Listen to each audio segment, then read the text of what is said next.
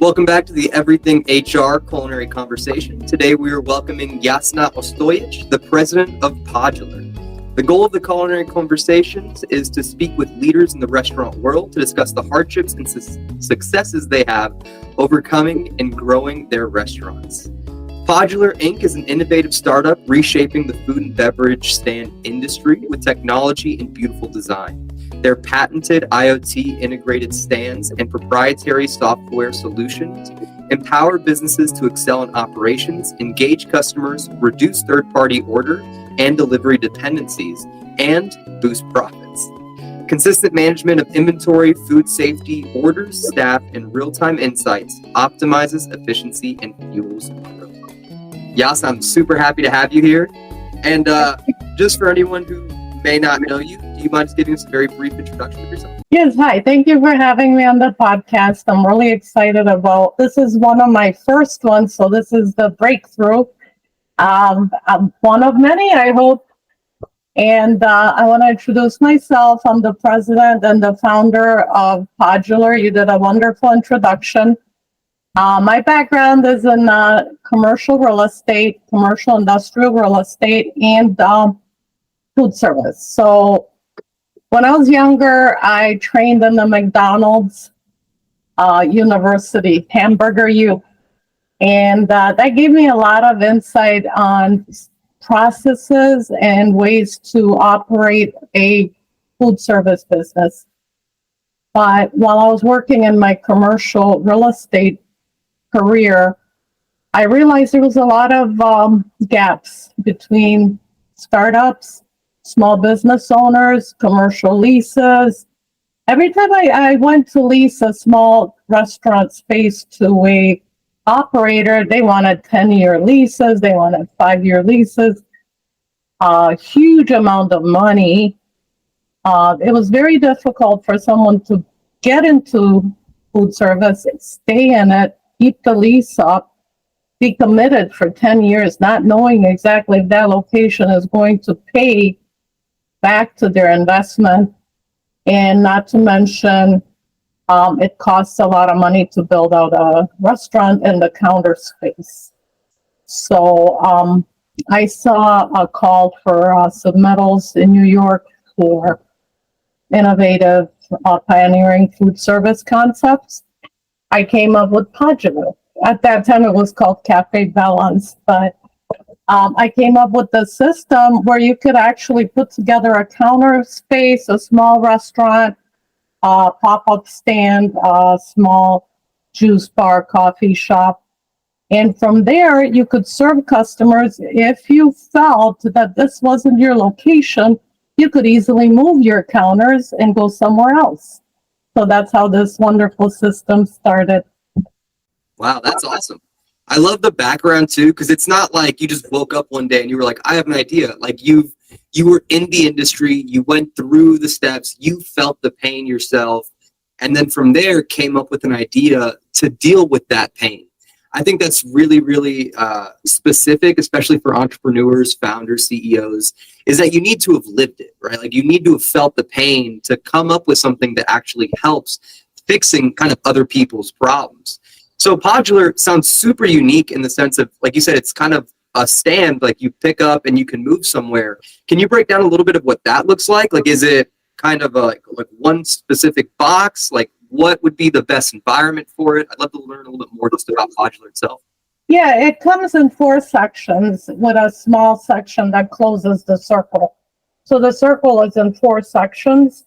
Each section comes apart and it can be put together on site. So if you are to order a pod today, you will get 4 quarter sections of the circle. And that makes it easy to transport, easy to store, easy to move. It takes a couple of guys to lift it. I did a lot of shows in New York, Washington, D.C., and California, and it really took a couple of workers to move the sections and put them together, and we're ready to go within an hour. So the whole concept is to get you going so you don't have to wait for a build out. Right now, if you order a build out, it's going to take at least 6 months. It's going to cost you, I don't know, prices in construction. I don't want to quote any prices, but $250,000 maybe. So the concept of having a stand that you can put up in an hour, once you get your permits and you can operate in that location, then you can order my stand and I'll get it to you within a week, and then you could just put it together and start selling immediately. You don't have to wait. So that was the whole idea. But yes, it comes in sections so that you can move it and store it. So if let's say you had a banquet hall and you wanted to use it in a banquet hall and you want to move it out of the way, it comes apart, put it in the storage area, and you have open dance space. Wow, that's really awesome. So basically, like selecting a venue, so you need a physical location for it. Roughly how big is it? So that way just people have kind of an idea for that setup. That's very important. I forgot to mention it's 12 feet around. So the circular space gives you a lot more work surface on the counter space, a lot more than linear space. So if you put 12 feet of linear space, I'm doing the calculations, but it's a lot more efficient to be in a circle. And you can fit like 4 or 5 people in there. So I have some pictures on my site. We did a taste of BC, and we had 6 chefs working in there, chopping up food and prepping it and serving it to the public. So you can put a lot of people in there, depending on your business model. So that's very efficient space. It's like your little restaurant. It's your little shop right there.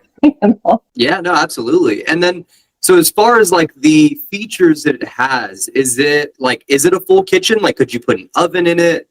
Is it mainly like stuff that you won't necessarily have to like cook, like maybe like a juice or a coffee shop? Well, it's very adaptable. So I have prepared the initial unit to have a sink for hand washing, because all areas of the country need you to have a hand washing sink. So that meets the code. And from there on, what we put in there is a utility distribution. Under the counter, there's utility distribution. That distribution includes like water, plumbing, electrical, your wired internet, Wi-Fi distribution box, LED lights. So all those are really neatly packed under the counter so you don't see them. Then you get a stovetop, like an induction stovetop. You can get refrigeration. You can get, depends on what you're going to operate out of there. So if you're going to, I operated it as Cafe Bella's here in Chicago as a proof of concept. So I was the operator, just to, again, use it and show people this is how you can use the system. And I know all the ins and outs and and then I've corrected little parts that weren't as functional. So that gave me an opportunity to play with my toys. Yeah, you can sell juice. Let's say you're selling juice, you're going to put 10 blenders. If you're selling smoothie bowls, you're going to put how many ever blenders. You'll tell me, I need outlets for blenders. I need outlets for certain application. You want to have beer on tap, and you could put under the counter kegs, and then have that refrigerated keg system with the taps coming out. You want to do coffee, then we have an under counter coffee system that fits. So you would have to tell me what system you're interested in, and those are all up extra and upcharged. I have a basic system that I offer, but depending on your use, then you would tell me what systems you need. I'll give you a quote and we'll work it out. Yeah, so super customizable based off the service itself. I think that's really great, especially with something like this where it is kind of a pop-up, right? Having that stand, being able to move things around, like space is going to be extremely critical, right? So having it be so customizable based off of exactly what the service is, I think that's definitely going to be probably a really important feature for anyone who would be using it. And the fact that you've used it already, like you yourself as the inventor, you know what I'm saying, actually used it yourself, you were able to identify problems and then fix it from there, having that kind of crash test seems extremely beneficial, especially during like the research and development phase, and something that, like I said, anyone could utilize right now.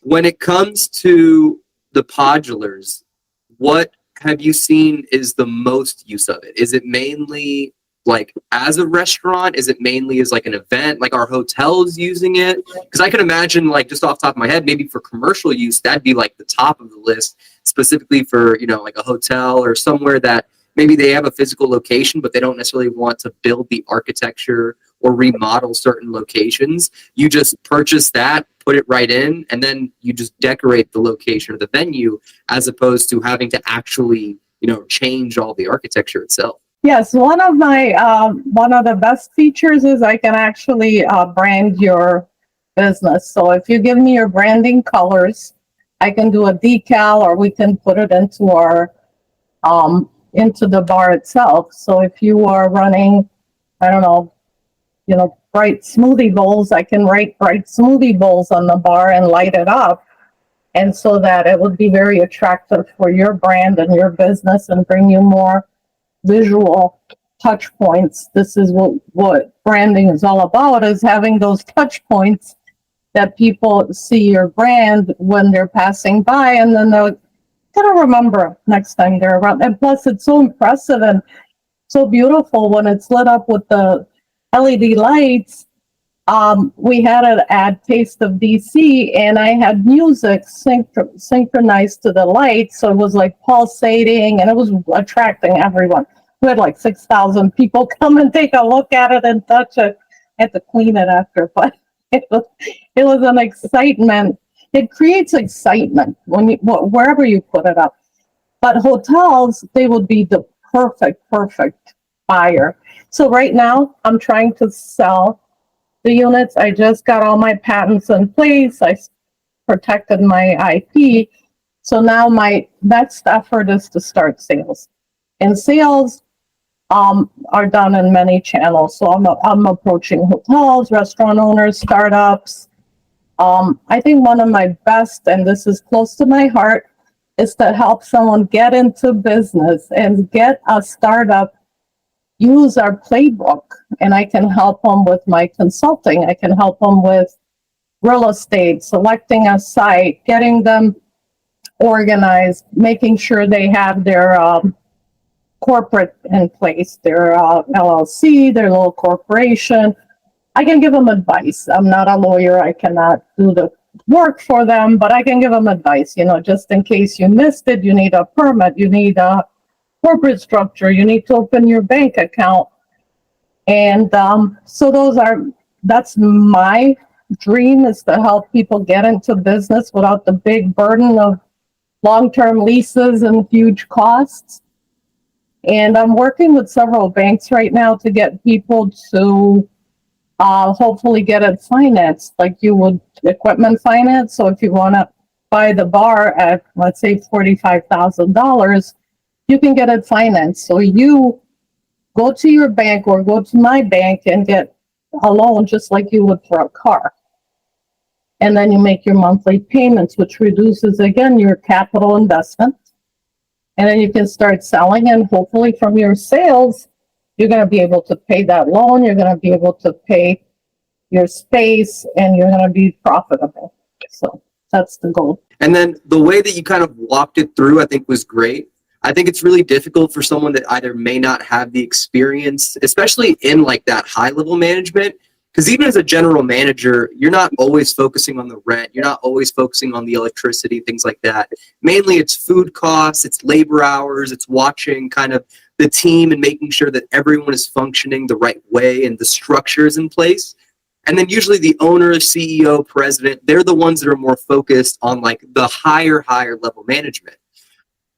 Can you walk me through, because, you know, based off your experience with the McDonald University, based off your experience actually doing it, going through, you know, being in the real estate kind of side of things as well, can you walk through a little bit of like front to end, what would the perfect process look like? If there's anything called the perfect process, what would that look like for someone who would try to be starting off a business? Thank you for listening to the Everything HR podcast. This show is for restaurant owners, entrepreneurs, and leaders. But remember, anyone can be a leader. Whether you're a server, a cashier, or in any other role, if you have the mindset of a leader, you can be one. If you know someone with that mindset, please share this podcast with them. It just might inspire the next great franchise or independent restaurant. Well, if you're starting, let's say, you want to start a small independent coffee shop, everybody's turning away from the big brands, as we know. And people are not happy about the brand. And I've seen a lot of little coffee shops. So let's say you wanted to start that up. There's a process in place. You probably have to get a food service for the food server's license, and possibly food management license, kitchen management. So those two I actually obtained myself. Like, I really went through the process step by step just to make sure I understand it and I can teach. It's different not experiencing it and teaching it, and it's different going through the steps and teaching it. So my suggestion is get that concept on paper, figure out what you want to sell, what kind of coffee, what kind of smoothie, if you want to have pastries and all that. So you start all that in line, say, I want to serve coffee, croissants, breakfast sandwiches, whatever your concept is. Get all that on paper, then find suppliers. You're going to have to find suppliers for most of your things. You can't run to Whole Foods and buy a bag of coffee. That just won't work. You have to have accounts, and you have to set up a reliable supply chain, because you don't want to be out of coffee when your customers are lining up out the door. So you have to know that's always available. One phone call, one message, it's going to show up. So there's services like that. That's something we had to learn. Who's reliable, who's less reliable, how do you order this food? I went to the National Restaurant Show here in Chicago like about a month, no, it was in May. And you meet a lot of suppliers there, and you pick up their cards, you make relationships.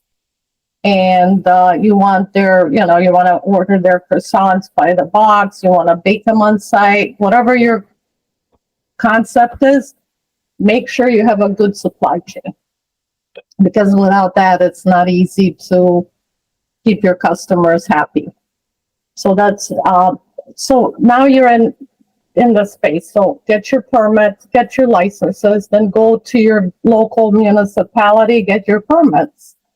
Make sure that your concept is in line with the zoning.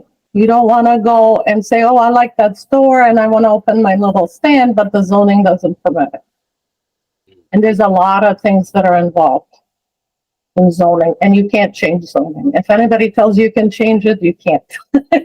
There's a process that's going to take you like 5 years. And one of the wisest lawyers I ever worked with, he has passed away since, told me, do not touch anything that's not in the zoning, because it's like you're going to lose your life waiting for that zoning to change. So make sure your stand is in the right zoning. Make sure that it is a food service area. And then once you're there, you're going to go step by step. You're going to organize your corporation, which you would probably engage a lawyer unless you know how to do it yourself. And that's easy to do yourself too. It's not that complicated, but people usually pay a lawyer for that. Then you're gonna get the process going, register your brand, trademark it. I have an IP attorney who tells me everything, trademark, copyright, just don't take any chances. Let's say your brand is unique and you don't wanna like lose your concept. I have went through a lot of IP infringement, and people have taken some of my concepts, and that's a very hard battle. So my suggestion is get a good IP attorney and work with them and protect your brand. And I have a bunch that I work with. They're wonderful. So I could always recommend those. Once you're protected, once you're well thought out and you have your permits, then you're going to put the order in and say, hey, I want that stand to have, I don't know, beer taps or coffee tap or whatever you're going to serve.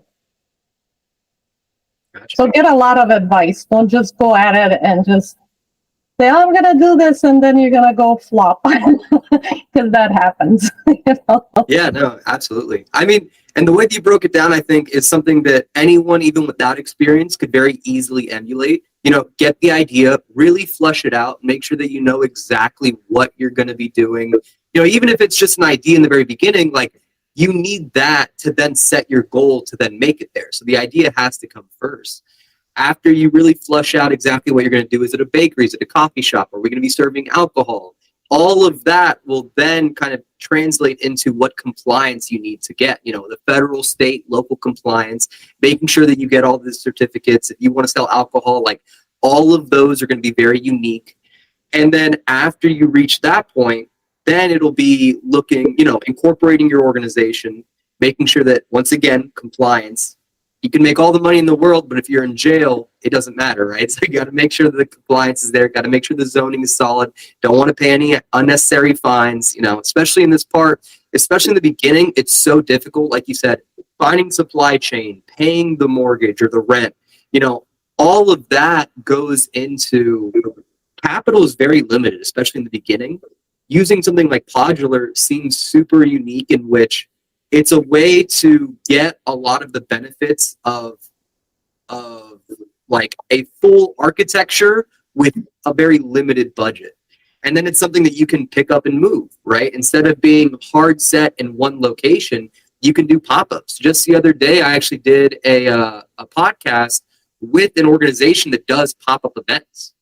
I might send you their information, but it's super, super interesting, in which, like, this is a new thing. Like, I think in the restaurant industry, this isn't super common as far as like thinking of it, you know, I don't have to stay here forever. Like, we can pick up, we can move somewhere, and we can do something new. And with Podular, I think that's something very, very unique that kind of works out. And just that step-by-step process, I think, is really, really well broken down.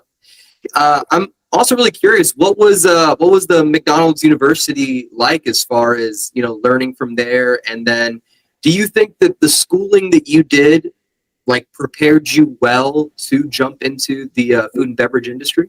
Yes. McDonald's University has a system. They have a book. They have everything broken down to step by step, and they have their own proprietary internal system.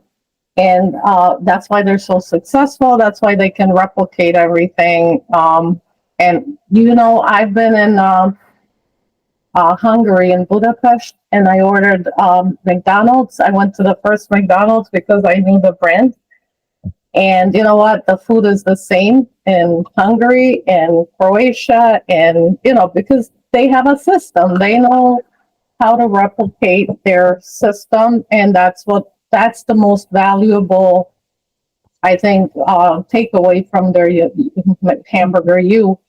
I didn't stay there. I was training to be an owner operator. I didn't stay there long enough to be an expert on their system, but I've learned enough to know that if you put everything into a system and put it step by step, you have a lot better chance to be able to succeed and to replicate your process. And to replicate the process is the key, because your customer wants to come in and know that your food is going to be the same today and next Tuesday when they come back. So replicating, so ad hoc, you know, I'm going to try this and I'm going to try that, might work. I'm not saying it wouldn't, but I think if you have a certain consistency that people can depend on, they're going to come back, they're going to rely on that, it's going to be your brand, and you're going to have a lot more repeat customers and good reviews and success, in my opinion. So that's what I learned from them. You know? Oh, awesome. And that's such a powerful tool on itself. I mean, you'll fail to the level of your systems. Like, that's how it is. But if you have one kind of structure, like one physical location, okay, you know, you should still be very consistent, because food quality, you know, someone at the lowest scale, if someone comes in today, they're going to want to have the same level of quality, the same level of service the next week. And then if they come in a month after that, it also has to be the same. And then you take that and then you add scale to it. It's the same thing if you have 3 locations. You know, I want to be able to go into a McDonald's and know that I'm having the same thing in the next McDonald's in the city over. And then however well you're able to control that, that's how McDonald's, Burger King, Wendy's, like all these organizations, that's how they scale, is that they're able to keep the systems in place. You know, they have their standard operating procedures to the very T. You know, there's no room for error, and they understand that every single customer is valuable. And then they treat those customers with that same level of value all over the world. And that's something that anyone can utilize even without the scale, but that is certainly a key part that you need to have the scale. It's the culture, and then it's the systems. If you can create those two and have them work together, then that is what is going to cause you to scale. Not forcing your company to like try to grow, you know, I have to pull out debt, I have to do this and that. But if you are super consistent and your restaurant is packed every day, that's your indication to grow, right? So that's awesome. Another point that you brought up that I think is super valuable is networking. I feel like in the restaurant community, networking isn't as valued as some other industries, but you said that you went to a, you know, food and beverage convention. Can you tell me a little bit about that? What is that like? And do you find it valuable? Is it something that more restaurants, entrepreneurs, CEOs, and just general restaurant leaders should be attending? Yes, I went to the National Restaurant Show, and that's usually kept in in May in McCormick Place. And everybody from everywhere comes here, and they enjoy our city and our show. But I think what happens there is you make connections. Like in your mind, you connect to certain things, like by seeing the products that are being offered, by tasting. There's a lot of tasting, so you're going to taste anything from Wisconsin cheese. There's a lot of Wisconsin cheese this time around, which I enjoy. But so you're going to taste their products. I tasted the croissants I would serve if I was to open my cafe again. I would order those croissants from that supplier because I tasted it. I connected to it. The sales staff, they gave me materials. I took it home, put it in my cabinet, and now I know who I want to work with by having that interaction. Now, if I'm sitting at home looking on Google, which is what most people do, I'm going to find maybe the same supplier, but I don't have an experience. It takes a human contact to touch and feel and taste, which is all your senses, visual, and then you are now connected to that product. You know what it tastes like, and you know if your customer is going to like it. But had I not tasted those at the restaurant show, I wouldn't know. I would be just like, okay, I'll get any croissants. I'll buy them at Costco. It doesn't work like that. That 100% makes sense, because one of the things that for restaurant, you know, owners, I feel like networking, they may not find the value, or like they feel like it's not there, but that's a perfect example of where the value is. It's in tasting it. It's in trying something new. It's in finding that supply chain. Because you're right, you know, you can just go to Costco and find the same, you know, product, but it's not actually the same, right? Like you go there, you try it, you taste it, and then that is what's going to tell you, like, yes, this is good, this is bad. And also just the ideas. Like you said, there's so much going on. Just tasting something can immediately ignite some like new idea as far as what am I going to serve?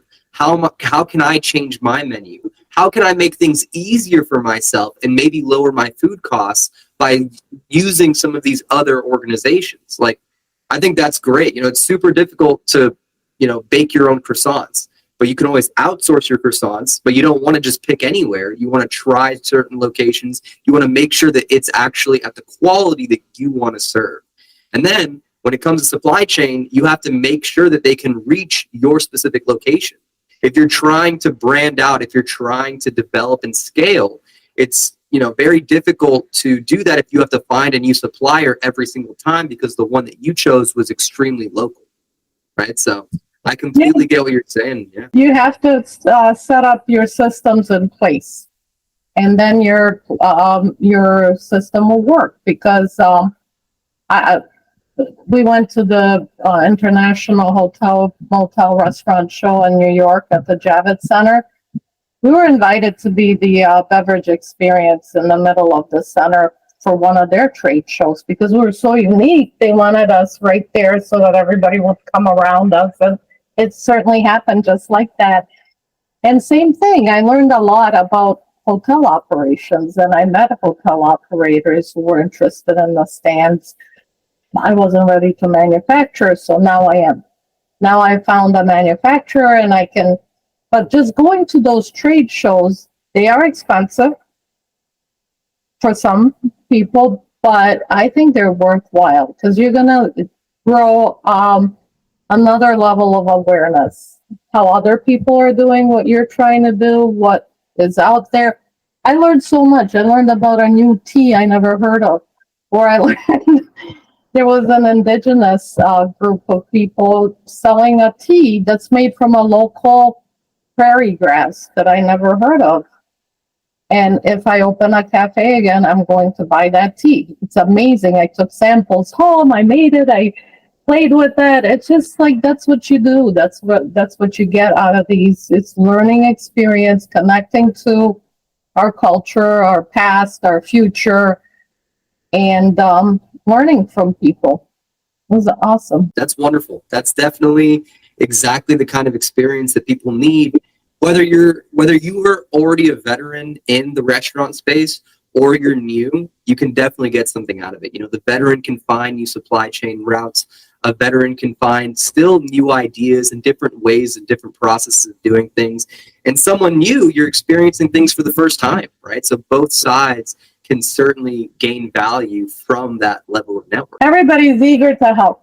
So if you have questions, if you have comments, you can start a conversation. You can get your questions answered. There's no one that's not there that's like not eager to help you. You're going to get whatever you need out of that experience. And that's great too, because I feel like a big thing is that fear.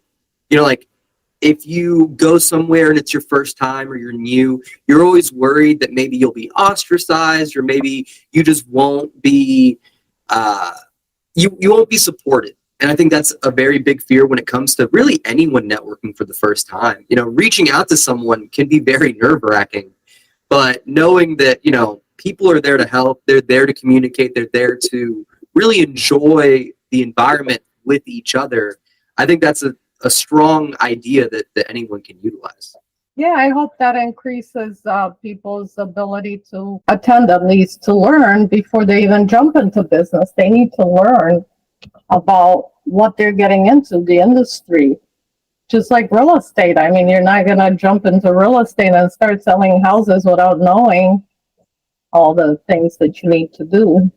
Get some training, get some ideas, and then you're going to get into the industry that you're interested in. So. And then discussing a little bit more about actually the commercial real estate, what would someone be looking for as far as location? So like looking for the location itself, looking at maybe like the demographic of the area.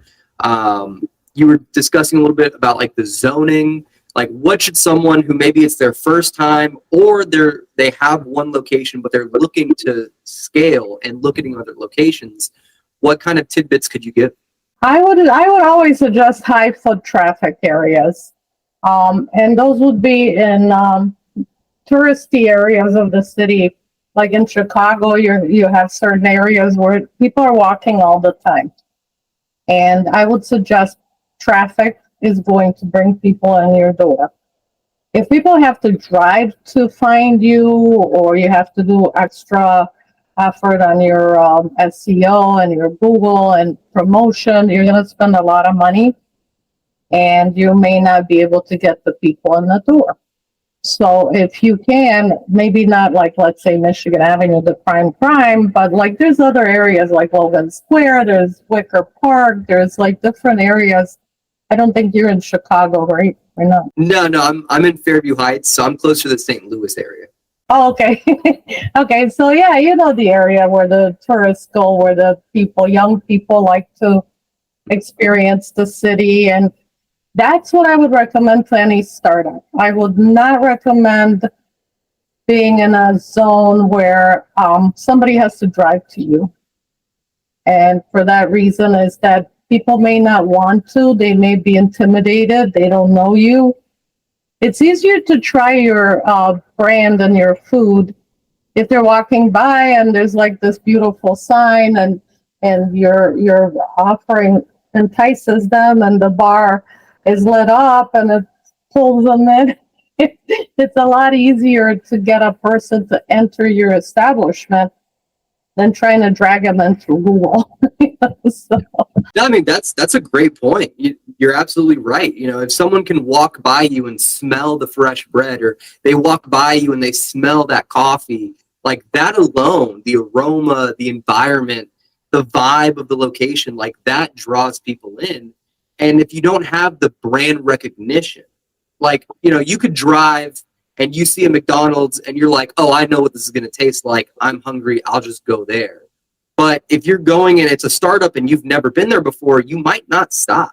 So I think that's actually a super, super valid point that really anyone can use. You know, maybe once you do have that brand recognition, the location, you can be a little bit more, you know, wavy, but, you know, getting those reps, right? Like getting that practice of serving people, getting that feedback, building your own community, because it's all about who comes back, right? Like restaurants, it's all about, you know, I sold someone today, I need them to return.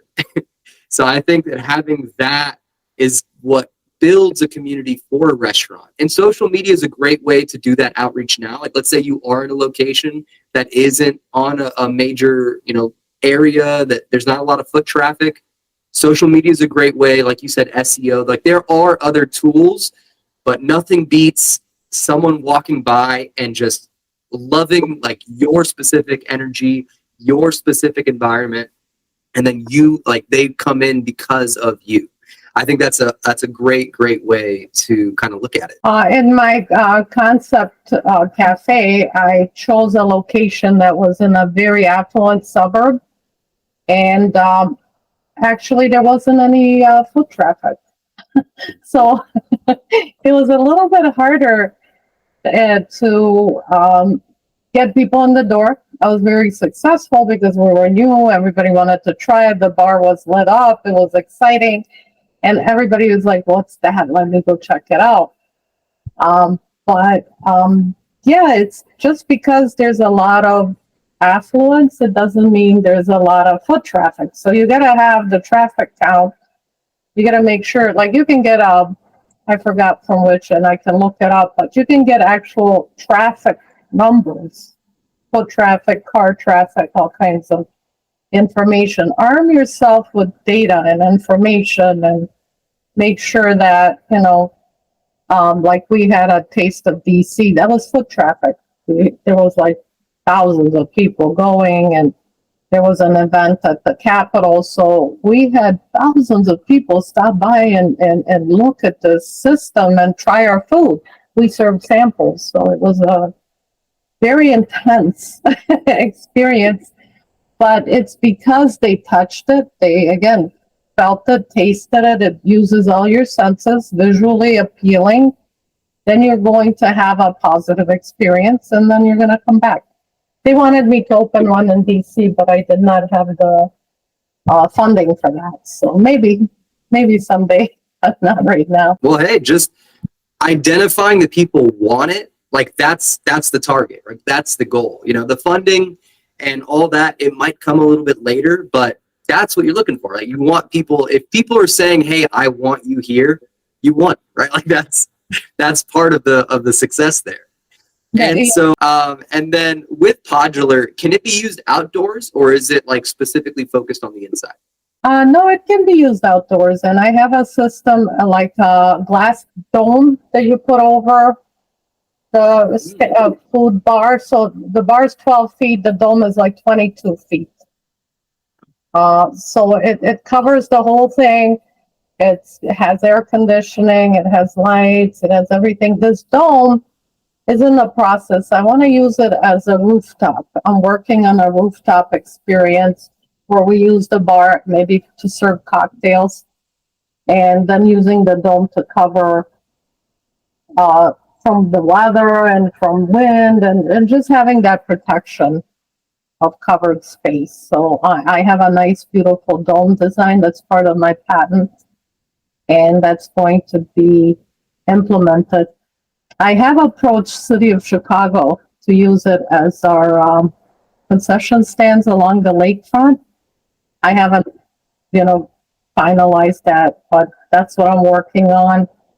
Concession stands, or I need other food service operators to do the work. I am not going to do the food service, just the bars.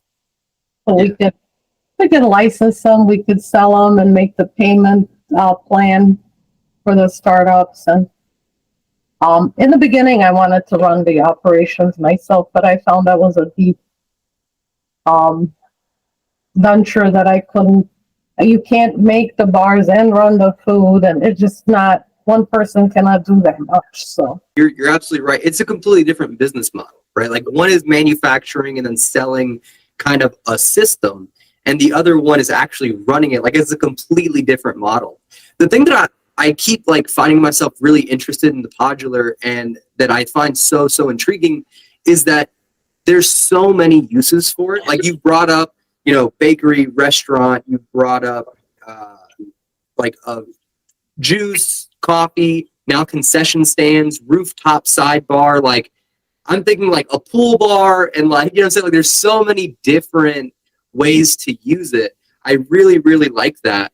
And then that kind of just comes into the creativity that comes from it.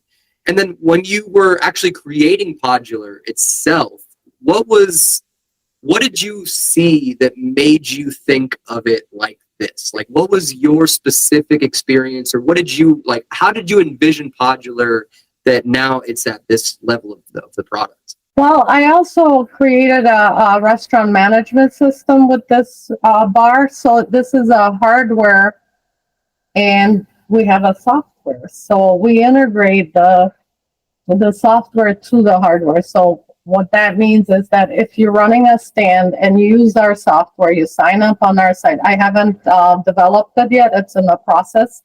You sign up and you get a whole management system, which would be, you get a order and pay app for your brand. So you don't have to go to other brands. You don't have to order and pay and have it delivered by the DoorDash or whoever is out there, Uber Eats. You have your own brand, your own branding, your own website. So, Bright Juice Bars has their own little software, its own app you can download, and you can become a loyal customer. And that's one of the aspects. The other aspect is back of the house. So me, as the operator, you bought this bar, you get full insight as the owner operator.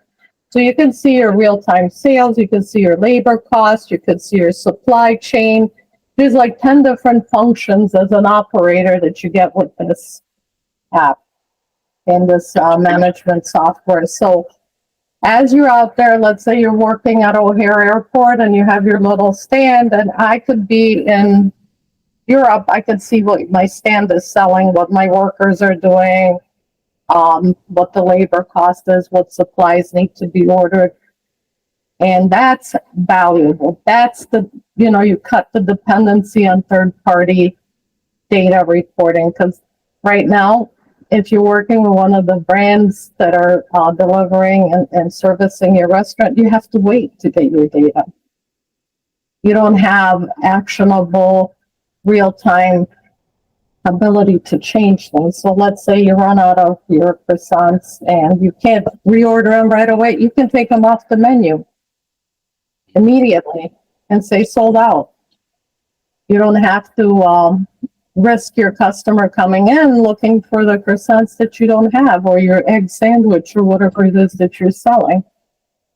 So you can actually adjust your menu, you can adjust your labor, you can adjust your inventory, and many more functions. I mean, that's going to be all together in a system that comes out. So that's the software part, which makes the hardware, which is the bar, more functional, more operational, easier to use for someone starting up. We're all into technology right now. Nobody really wants to do the old-fashioned, inventory where you take your little check marks and say, oh, I've got, I got to order eggs.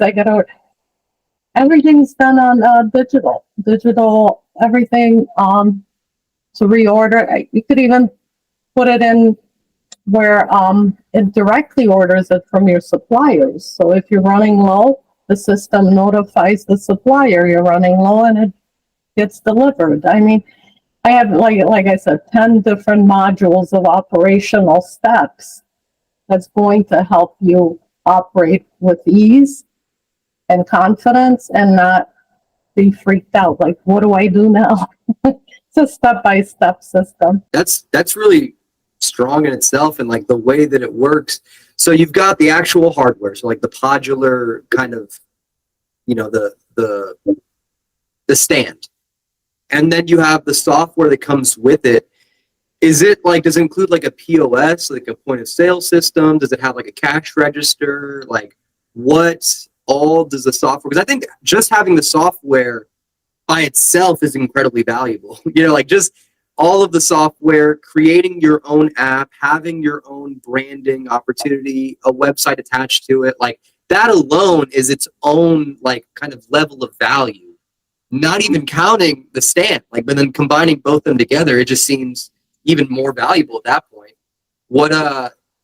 So does it have like a point of sale system? Is there a cash register attached? Is that part of the Podular? Do you have to kind of remove it? No, you can integrate any system. You can actually, with an API, integrate other systems like Clover, like Squarespace. I mean, they all have the ability to integrate into your system. Our value added is the fact that you can actually manage your stand and your business through the system rather than most of your POS systems allow you certain functions. Like you can see your menu, you can change the menu. I've looked at a few systems. They have a few little functions, but I go a little bit deeper than that.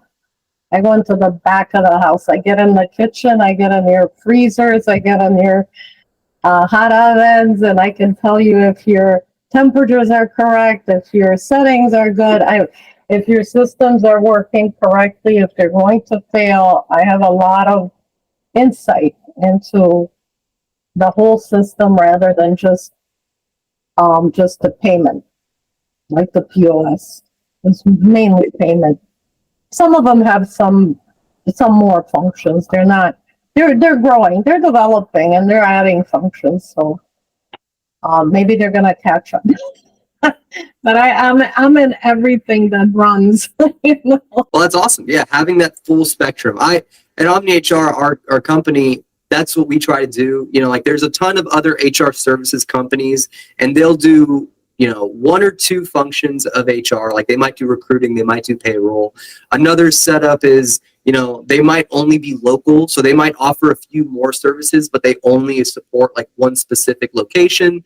And then for us, what we do is we niche, so we are focused on the restaurant world and the restaurant industry, and then we do all 7 functions. So the owner operators are able to really focus on the front end of the business, making sure that your customers are coming in, checking your food costs, things like that.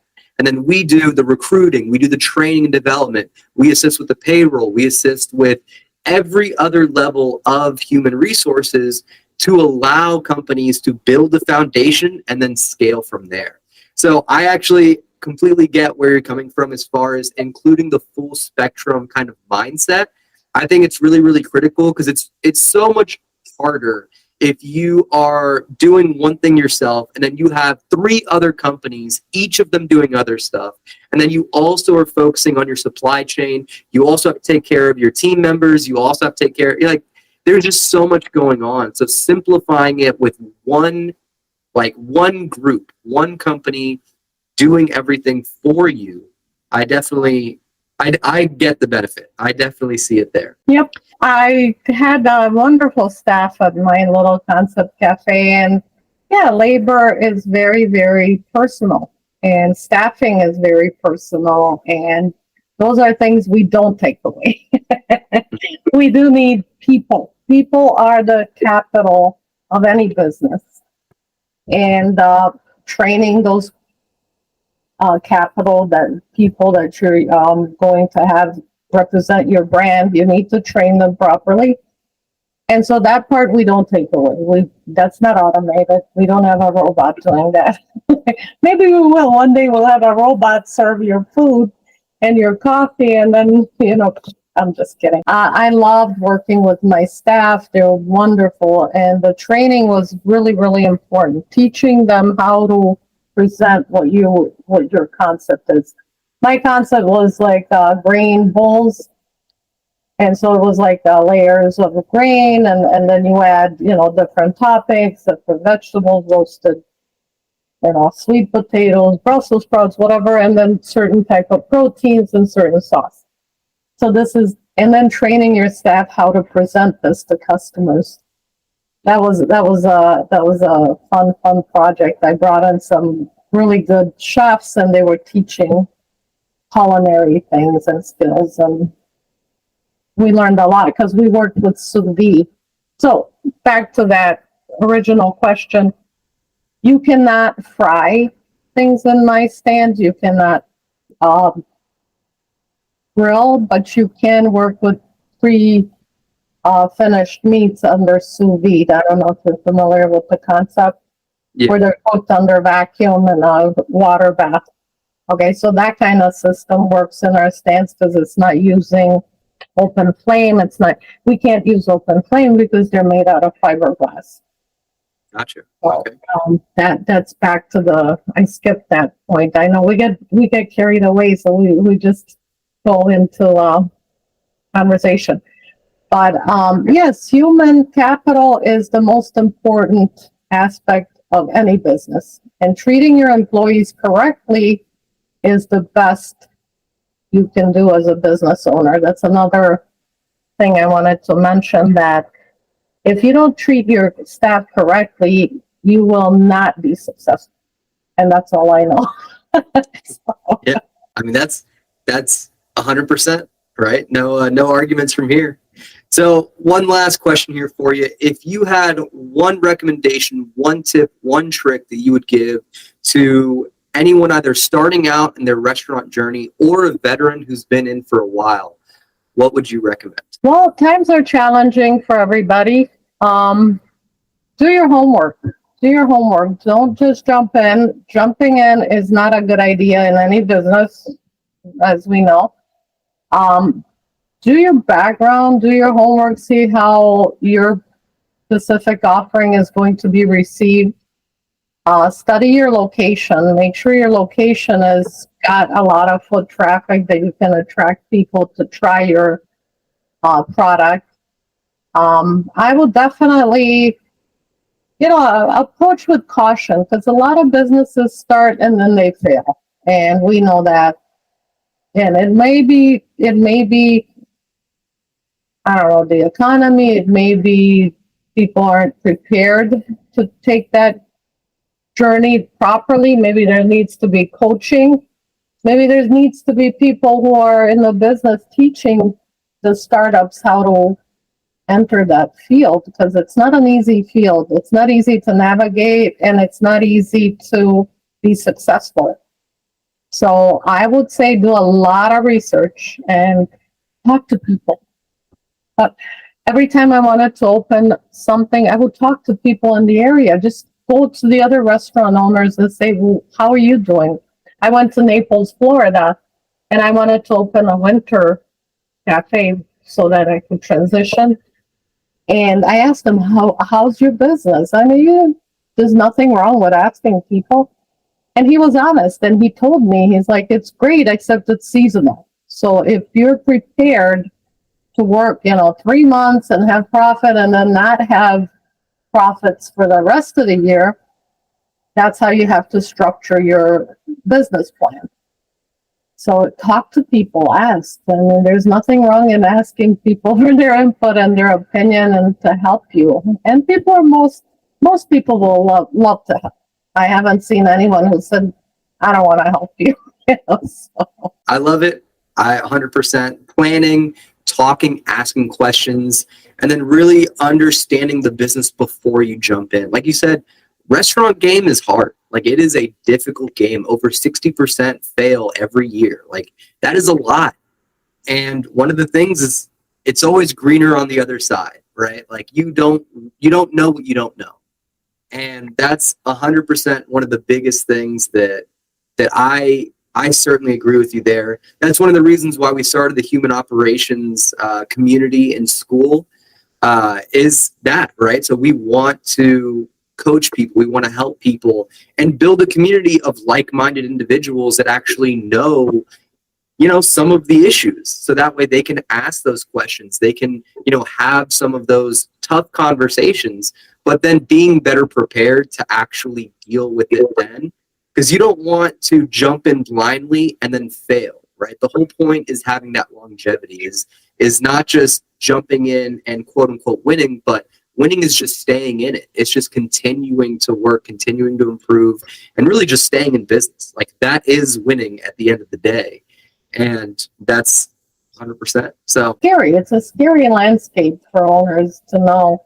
How do you know? How do you know where you're going right, where you're going wrong? There has to be a system to figure this out. Well, if you stuck with us this long, I truly appreciate it. If you like the content, please rate the show. And if you're feeling a little crazy, maybe share it with someone.